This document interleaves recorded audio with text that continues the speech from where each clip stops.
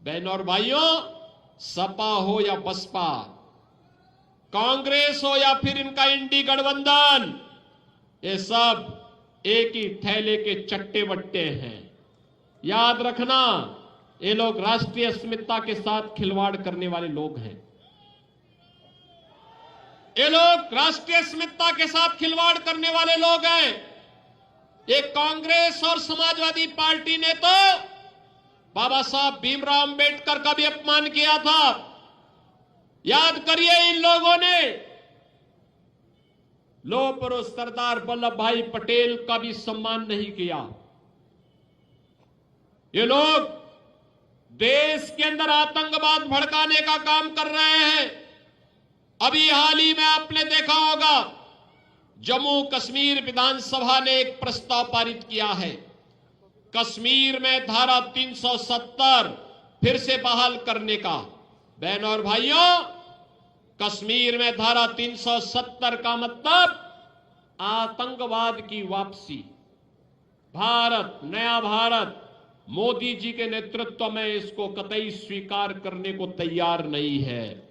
और हमने तय कर लिया है, भारतीय जनता पार्टी ने तय कर लिया है कि धारा 370 एक बार दफन की जा चुकी है, अब दोबारा भारत के अंदर, कश्मीर के अंदर उसको लागू नहीं होने देंगे।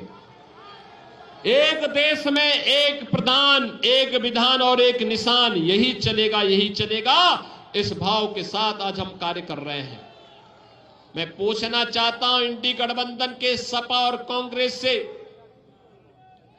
मैं पूछना चाहता हूं कि आखिर कश्मीर में धारा 370 लाना ये कांग्रेस की कौन सी मजबूरी है? ये जानते हुए भी कि आतंकवाद की जड़ है, तब भी ये लोग फैलाने का प्रयास कर रहे हैं। तो बहनों और भाइयों, इनके मंसूबे अच्छे नहीं।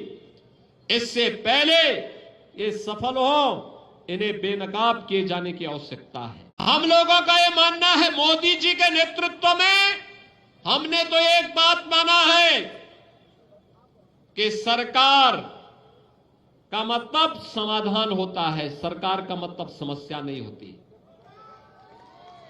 और सरकार को डूब मरना चाहिए जो सरकार गरीब की आवाज न सुनती हो, अन्नदाता किसान की आवाज न सुनती हो, युवा की आवाज न सुनती हो।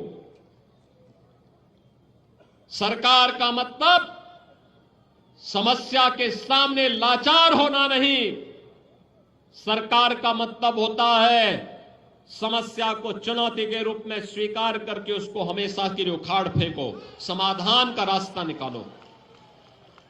और उसी समाधान के लिए डबल इंजन की सरकार आपकी सेवा के लिए समर्पित भाव के साथ कार्य कर रही है। बहनों और भाइयों, प्रयागराज वासियों को तो पता ही है, प्रयागराज वासियों को तो पता ही है